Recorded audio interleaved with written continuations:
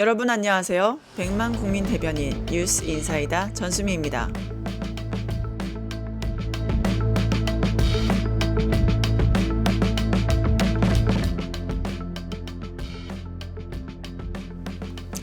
한국이 드디어 13년을 끌어온 루스타 ISDS에서 완전히 이겼습니다. 4천억 원 안 줍니다. 이제 끝입니다. 론스타 글로벌 먹튀 자문으로 아주 유명하죠. 2003년에 외환은행 헐값에 사서 9년 만에 3배 벌고 튀었습니다.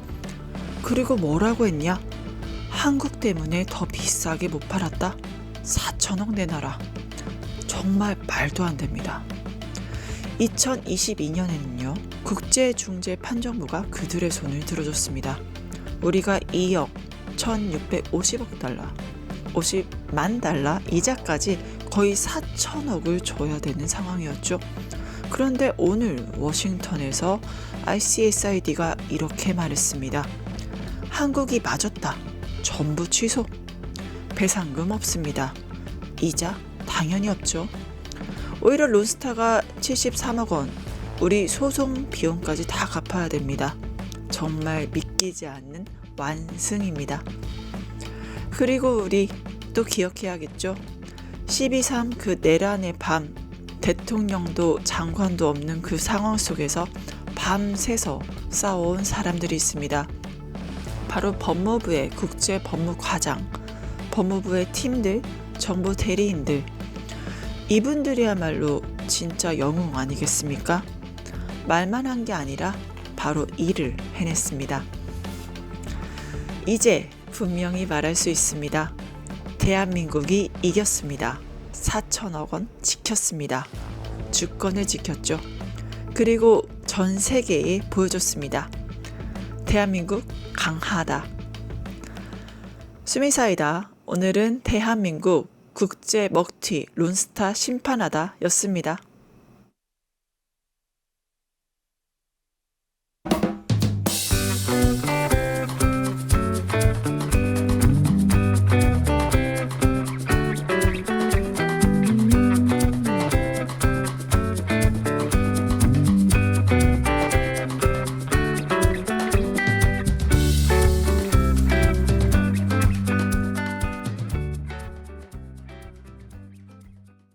오늘도 여러 가지 기쁜 소식 뉴인사 리듬 이은혜 에디터와 함께합니다. 안녕하십니까? 네, 안녕하세요. 이은혜입니다. 예, 오프닝에서 본 대로 우리 론스타 관련 대박 소식이 있죠. 13년 만의 소식인데 들려주시죠. 네, 오랜만에 좀 좋은 소식으로, 거의 처음인가? 좋은 소식으로 시작하는 것 같습니다. 정부가 과거 외환은행 매각을 둘러싸고 론스타와 벌여온 국제소송에서 2억 달러 배상 판정을 취소하는 승소 결정을 받아냈습니다. 미국 워싱턴 DC에 있는 국제투자분쟁 해결센터 론스타 사건 취소위원회가 2년 넘는 심리 끝에 우리 정부의 손을 들어준 겁니다. 2012년 론스타가 한국 정부를 상대로 46억 달러 배상을 청구한 지 13년 만의 일입니다. 사건 흐름을 좀 짚어보겠습니다. 2003년 외환은행을 1조 3천억에 사들인 론스타가 9년 뒤에 무려 3조 9천억 원이나 받고 하나은행에 되팔았거든요. 근데 그러면서도 우리 정부의 방해 때문에 원래 더 비싸게 팔아야 되는데 요거밖에 못 받았다라면서 국제 소송을 냈습니다. 그리고 10년이 지난 2022년이죠. 론스타가 요구한 배상금 가운데 4.6%만 내라라고 인정이 됐고 여기에 대해서 양측이 모두 불복을 해서 다시 판정 취소 신청을 했고요. 그 결과 우리 측 승소로 결론이 난 겁니다. 사실 10년 넘게 지속된 싸움이었고 1심에서 론스타가 일부 승소한 사안이었거든요. 이게 역전한 건데 정말 대단한 것 같습니다. 네, 우리 정부가 좀 많은 노력을 기울였다고 하죠. 정부는 단심제인 중재 판정을 뒤집기 위해서 소송 과정에서의 절차적 문제를 집중적으로 제기했다고 합니다. 특히 내란 후에 정부가 굉장히 혼란한 과정에서도 정부 관계자들이 각고의 노력을 좀 기울이신 것 같습니다. 그리고 이게 끝이 아닙니다. 지금 정부는 판정 취소 절차에서 지출한 소송 비용이 있을 거잖아요. 무려 73억 원이나 되는데 요것을 한 달 안에 론스타로부터 환수 받도록 하는 이 환수 결정도 받았다고 밝혔습니다. 네. 이로써 20년 넘게 이어진 론스타와의 악연, 외환은행 먹튀 논란 나름 최선의 결과로 마무리 지었다라고 할 수 있겠습니다. 네. 김민석 총리와 정성호 장관의 목소리로 평가 들어보겠습니다. 국제투자분쟁해결센터 ICSID 익시드의 론스타 ISDS 취소위원회로부터 대한민국 승소 결정을 선고받았습니다. 현재 환율 기준 약 4천억 원 규모의 정부의 배상 책임은 모두 소급하여 소멸되었습니다. 지난해 12월 3일 내란 이후에 대통령도 부재하고 또 법무부 장관도 부재한 상황에서 직원들이 정말 혼신의 힘을 다했습니다. 그러니까 13년 만에 6조에서 0원으로 된 거잖아요. 론스타 정말 국제적인 먹튀로 너무 유명한데 정말 시원한 한판승이 아닌가 싶습니다. 무엇보다 1심에서 일부 론스타 이겼던 상황에서 역전승을 이뤄냈고 가장 핵심 중점이 우리나라 고유 권한인 금융 감독권을 너무 과도하게 침해했다는 거에 대해서 이건 판정승을 들어줬다는 점에서 참 우리나라 대단하다. 주권국가 실현했다. 우리나라 지켰다. 이런 생각이 들기도 하네요. 박수 한번 칠까요? 와. 네, 이렇게 국제적 이슈를 우리나라 주권을 지킴이로 잘 마무리했는데 국내 소식은 여전히 시끄럽습니다. 윤석열도 망언을 했다고 하죠. 한번 보시죠. 내 지지율이 오르니 설까지만 버텨라. 어제 윤석열 재판에서 나온 이야기입니다. 어제 윤석열 특수공무집행 방해 혐의 등 재판이 열렸습니다. 이 자리에서 대통령 경호처 정보부장 김모 씨가 증인으로 나왔는데요. 윤석열이 12.3 불법계엄 선포 뒤에 체포영장에 반발하면서 관저에 들어가서 칩거하고 있었잖아요. 그 시기입니다. 지난 1월 11일 윤석열이 경호처 부장급 간부들과 오찬을 가졌습니다. 김 부장의 증언에 따르면요. 윤석열이 이렇게 말했다고 합니다. 공수처와 경찰의 체포영장은 불법영장이기 때문에 경호처가 집행을 막아도 형사처벌하지 않는다. 여러분은 정당하고 옳은 일을 하는 것이다. 내 지지율이 조금씩 올라가고 있으니까 설 명절까지만 버틴다면 전부 잘 해결될 것이다 라고 했습니다. 또 윤석열이 경호처에 위협감을 줄 수 있는 그 무기 소지 그리고 노출까지도 지시를 했다는 게 또 드러났는데요. 윤석열이 경호처는 중화기를 가지고 있으니까 순찰할 때 그걸 사용하면 언론에 자연스럽게 노출될 텐데 경찰과 공수처에 압박감이 있지 않겠냐라고 말도 했다고 합니다. 그리고 윤석열이 또 경호처랑 위협 사격까지 논의를 했다고 해서 굉장히 센세이션한데 관저 그때 언론사들이 많이 촬영을 했잖아요. 언론사까지 고발하겠다 이런 식으로 나왔던 것 같아요. 맞습니다. 그때 기억하실 텐데요. 윤석열이 한창 안 나오다가 갑자기 어슬렁어슬렁 하면서 그 관저 내에 그 경내를 산책하면서 경호처 직원들이랑 대화 나누는 장면이 언론 카메라에 포착된 적이 있습니다. 당시에 대통령실이 그 언론을 가지고 군사시설 보호법 위반이다 라면서 고발을 했었습니다. 그런데 며칠 뒤에 이번에는 언론에 경호처 공격 대응팀이 총기로 무장한 채 순찰하는 장면이 또 언론에 포착이 됐습니다. 아까 김 부장의 증언처럼 공식적으로는 촬영을 하면 안 된다라고 법적 조치까지 해놓고는 뒤에서는 실제로는 언론에 노출되길 바라면서 일부러 무장경호원 순찰을 시켰다라고 할 수 있는 거죠. 윤석열은 앞서 말씀드렸던 그 오찬에서 요 관련 내용 이야기하면서 내가 산책 나가니까 그것도 화면에 잡히더라. 중화기 무장하면 또 TV에 나오지 않겠냐. 마치 관종처럼 그런 주문을 했다고 하는 거죠. 실제로 체포영장 집행에서 많은 역할을 했던 남부장인데 지금 이제 그 직위 해제가 돼서 싸우고 있는 상황이거든요. 제가 그 변호인으로 활동했었으니까 좀 사회 정의가 제대로 구현되길 바라고 그 말씀하신 대로 중화기 미사일이 나오니까 법정에서 퇴장을 했다고 하네요. 맞습니다. 어제 또 여러 가지 구체적인 증언도 많이 나왔는데요. 앞서 말씀드렸던 그 오찬 자리가 계속 얘기가 됐습니다. 여기서 김성훈 전 경호처 차장과 윤석열 위협 사격 논의했다고 증언을 했고요. 또 윤석열 측 변호인이 야간 근무하면서 쉬고 있는데 찾아와서는 너희들이 하는 일 모두 정당한 행위다. 변호인단 꿀려줄 수도 있다. 이렇게 독려도 했다고 하고요. 무려 김건희가 직접 과일을 내어주며 과일 바구니를 더 증정하셨다고 하죠. 고생한다 이렇게 또 말한 적도 있다고 합니다. 결국 이 모든 증언은 경호처의 체포방해 행위가 윤석열, 김건희의 지시 그리고 독려하에 진행되었다라는 거를 명백히 보여주는 게 아니겠냐 싶습니다. 그리고 말씀하신 대로 윤석열 이날 재판에 나왔는데요. 오후 재판이 시작되고 40여 분 만에 갑자기 또 몸 상태가 안 좋다라면서 퇴정하고 구치소로 돌아갔다고 합니다. 이제 숙취로 시달릴 일은 없을 텐데 그러니까요. 아마 쫄린 게 아닌가 이유가 궁금합니다. 네, 어제 또 땅바닥에 떨어진 재판장의 권위를 보여주는 사건이 있었죠. 김용현 관련 재판에서 이 재판 무효입니다. 변호인단이 고성을 지르고 난리가 났었습니다. 또 네. 그건 뭡니까? 정말 난장판이 됐다는 소식이 전해졌습니다. 지금 김용현 전 장관이 2가지 재판을 받고 있거든요. 그런데 이 재판이 열릴 때마다 난장판이 돼서 제대로 진행이 안 된다고 합니다. 일단 변호인들이 태도가 정말 장난이 아니에요. 조금 이따가 영상으로 보실 텐데 특검을 향한 비아냥은 기본이고요. 막무가내로 떼쓰거나 말도 안 되는 논리를 펼치면서 재판을 방해해 왔습니다. 조은석 지금 놀고 있을걸요? 라든지 뭐 파견 검사 조은석 시다발이 아니냐 뭐 이런 말을 내뱉고요. 특히 뭐 재판을 못 받겠다라면서 지금 여러 차례 재판부에 기피 신청, 관할 법원 이전 신청, 이의 신청, 집행정지 신청까지 줄줄이 내왔습니다. 그것 때문에 지금 위계에 의한 공무집행방해, 증거인멸 교사 등 이 혐의에 대한 재판이 무려 5개월 만에야 정식 재판이 시작될 수 있었다고 합니다. 내란 사건 재판도 그 2개 중에 하나가 내란 사건 재판도 받고 있는데요. 직위원마저도 황당해할 만큼 계속해서 뭔가 이의를 신청해서 재판이 지연되고 있는 상황입니다. 여기에 또 하나 더 김용현의 지지자들이 방청석을 다 꿰차고 앉아서는 김 전 장관에게는 응원 구호를 보내고 불리한 증언을 하는 증인이나 특검 측에는 야유를 쏟아보내는 등 정말 난리도 아니라고 합니다. 변호인들 도대체 어느 정도 수준인지 영상으로 준비했습니다. 높은 확률로 지금 조은석은 사무실에 놀고 있을 겁니다. 지위도 애매한 파견 검사들까지 나와가지고 이 조은석 시다발이 하라고 이렇게 지금 변호인 이름이 뭔지 그렇다면- 모르겠는데 계속해서 이렇게 검사들이나 특검을 모독하는 발언을 하시면 제지 좀 해주십시오. 조문에 따라서 진행을 하는 조문이 그렇게 안 돼 있지 않습니까?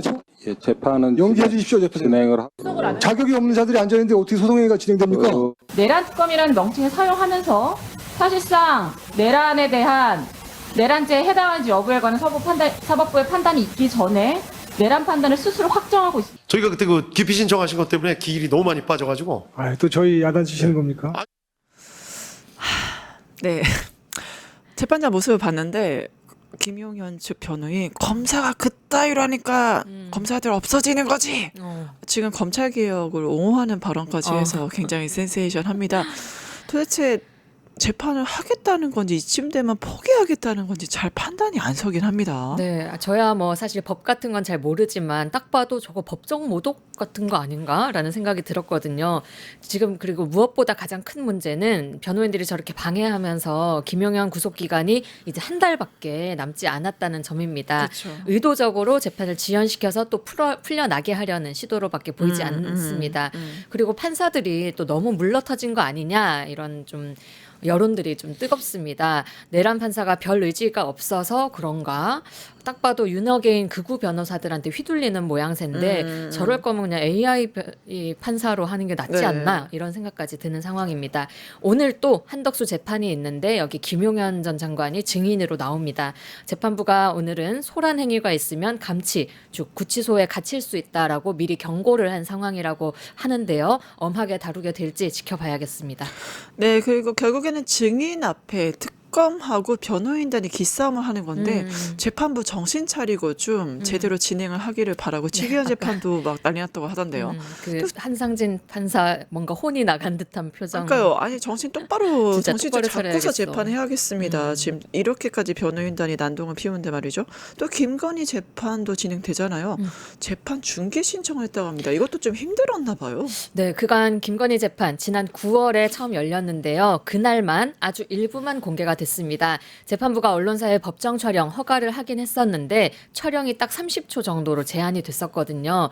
그래서 김건희가 그 법정에 들어오는 장면만 짧게 찍히고 우리도 그것만 본 상황입니다. 심리 과정은 볼 수가 없었고요. 그 뒤에는 전혀 중계가 진행되지 않아 왔습니다. 그리고 이제 2달 만에 처음으로 김건희 특검이 재판부에 첫 중계 방송 허가 신청서를 제출했습니다. 특히 오늘 재판이 도이치 주가 조작 그리고 명태균 건진법사 사건의 핵심 증거들이 공개되는 날이라고 합니다. 특히 서증 조사라고 해서요. 네. 특검이 증거가 되는 문서를 설명을 하게 된다고 하는데 그래서 특검이 수사해온 어떤 기록들이 영상으로 공개될 가능성이 크다고 합니다. 네, 결국 김건희 측은 이거는 망신주기 아니냐, 망신주기 여론전이다 이런 식으로 반대를 좀 하고 있는 것 같아요. 네, 만일 재판부가 특검의 중계 신청 받아들이면은 김건희는 영부인 출신으로는 또 헌정사상 처음으로 재판이 중계되는 당사자가 되게 됩니다. 김건희 측 망신주기 여론전이라고 반발하고 있고요. 그리고 특검이 공개를 신청한 날짜를 보면 검찰의 구형이 이루어지는 결심 공판도 포함이 됩니다. 이 결심 공판에서는 검찰 측의 피고인 신문 그리고 피고인 그러니까 김건희의 최후 진술까지 이루어지는데 이때 김건희의 육성이 만약에 이 재판이 중계가 된다면 공개될 수 있는 겁니다. 그래서 더더욱 주목되는 지점 같고요. 이런 상황에서 지금 특검이 윤석열과 김건희에게 다음 주에 소환 통보를 냈는데 둘 다 나란히 불출석 사유를 제출을 했습니다. 그래서 특검은 소환 일정 다시 통보를 할 예정인데 이게 시점이 수사 기한을 넘겨서 그러니까 수사기한이 이달까지인데 이걸 넘겨서도 될 수 있을 것 같습니다. 그래서 특검이 수사기간 연장을 또 별도로 신청을 한 상황이라고 합니다. 네, 또 우리 서울시 시민들이 궁금해하는 사안 오세훈이가 또 시뮬레이션을 숨이 턱 막힙니까? 이러면서 뭐 시뮬레이션 자체를 설명했다고 하네요. 전숨이 턱 막힙니까로 듣고 깜짝 놀랐네요. 네, 제가 턱 막혔습니다. 네, 어제 서울시의회 시정 질의 있었습니다. 종묘앞 재개발 논란 관련해서도 당연히 질의가 나왔겠죠. 이때 오세훈 시장이 갑자기 준비해둔 판례를 보여줍니다. 서울시의 3D 시뮬레이션 결과를 처음 공개한 겁니다. 종묘 정전 앞 상월대에서 평균 신장의 시민이 서서 남쪽에 세운 4구역을 바라보는 모습이다라면서 서울시 계획대로 최고 높이 141.9m 건물을 지어도 종묘 경관을 해칠 정도는 아니다라고 주장했습니다. 네. 오세훈 영상 보겠습니다. 눈이 가려집니까? 전혀 그렇게 보이지 않습니다. 숨이 턱 막힙니까? 네, 전혀 아니라고 봅니다. 기가 눌립니까? 해괴 망측하다. 이런 소리를 들을 정도로 문화재에 무심하지는 않았습니다. 최소한. 분명히 말씀드리지만 문화체육관광 장관님 서울시에 사과하셔야 됩니다. 시장의 임기는 짧고 종묘는 수천 년인데 왜 저렇게 난리치는지 오직 하나만 보고 있는 거 아니겠습니까? 어떻게 맞습니다. 보셨어요? 저 태도 자체가 그 시정 질의라는 게 검증을 받는 자리잖아요. 그렇죠. 서울시의회 따지자면. 시정질만 그렇죠. 시민들에게 자기의 이걸 보고하고 검증받는 자리여야 되는데 마치 자기의 어떤 항변하러 오는 자리, 자기의 어필을 하는 자리처럼 그러니까요. 생각하는 것 같아서 전시행정. 네, 그 지점이 굉장히 분노스럽습니다. 그러니까 결국엔 종묘 재개발의 공방이 지금 가열되고 있는 건데 이 시뮬레이션 제대로 된 건 맞나요? 그러니까요. 어제 시의회에서도 대번 그 지적이 나왔습니다. 네. 더불어민주당 소속 의원들이 의도적으로 건물이 잘 보이지 않게 묘사한 거 아니냐라고 좀 진짜 희끄무리하게 나왔거든요. 그러니까요. 그렇게 지적을 했고요. 또 한쪽에서만 조망하는 조감도잖아요. 이렇게 봤을 때는 전체적으로 훼손 정보 여부를 가늠하기 어렵다라는 지적도 있었습니다. 그리고 오세훈이 공개한 시뮬레이션이 국가유산청이 또 공개한 이미지가 있는데 이것과는 전혀 딴판이라고 합니다. 네. 그래서 다분히 정치적 의도가 담긴 철저히 오세훈의 입장과 의지에 입각한 시뮬레이션이 아닌가라고 의심이 되는 부분입니다. 여기에 지금 오 시장은 세계유산 영향평가를 받아야 한다라는 권고에도 국내법상 의무가 아니니까 안 받아도 된다라는 입장이고요. 국가유산청과의 협의도 의무가 아니다라고 대답을 했습니다. 지금 국가유산청이 세계유산 영향평가 해야 된다라고 요구하고 있는데 이것에 대해서 사실상 거부를 한 겁니다. 아주 지 맘대로입니다. 네, 아주 이것뿐만이 아니죠.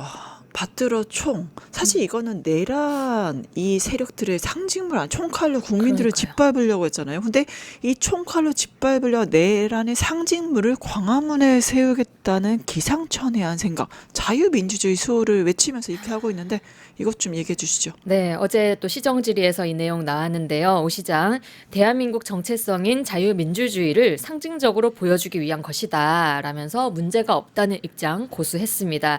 그러면서 또 김민석 총리를 저격을 했어요. 왜 처음에 이걸 이런 식으로 극한 갈등 국면에 오히려 더 그 화력을 보태시는지 저는 참 이해할 수가 없습니다 라면서 오히려 더 갈등을 부추기는 모습 보여줬습니다. 또 한강버스 사고 당연히 또 얘기를 해야죠. 오 시장 송구하다 하면서도 사업 초기에 발생할 수 있는 일이다 라면서 긴 말하지 않겠다 6개월만 더 기다려달라라고 큰 소리를 떵떵 쳤습니다. 진짜 그 6개월 안에 무슨 큰 사고라도 일어나면 어쩌려는 건지 언제 정신 차릴 건지 걱정이 큽니다. 네, 결국에 우리 국민들 내란 총칼 세력에 맞서 싸운 만큼 광화문 수호가 지켜야죠. 필요할 것 같습니다. 종묘도 지키고 광화문도 지키고. 빛의 혁명으로 다시 지켜봅시다. 네, 오늘 뉴인사 리듬 준비한 내용 여기까지고요. 함께해 주신 이은희 에디터님 감사합니다. 네, 감사합니다. 유튜브 구독하고 실시간 채팅과 댓글을 남기면 매일매일 최대 7,000 TTCO를 드립니다. 참여 방법은 뉴스토마토 홈페이지에서 회원가입 후 구글 계정을 연동해주세요. 마이페이지에서 유튜브 인증을 완료하면 준비 끝! 유튜브 채널 구독하고 실시간 채팅이나 댓글 참여만 해도 TTCO가 자동으로 지급됩니다.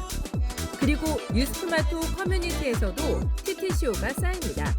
출석, 글쓰기, 댓글, 투표, 친구 초대까지 활동할수록 더 많은 TTCO를 받을 수 있습니다. 지금 바로 참여하고 TTCO 받아가세요.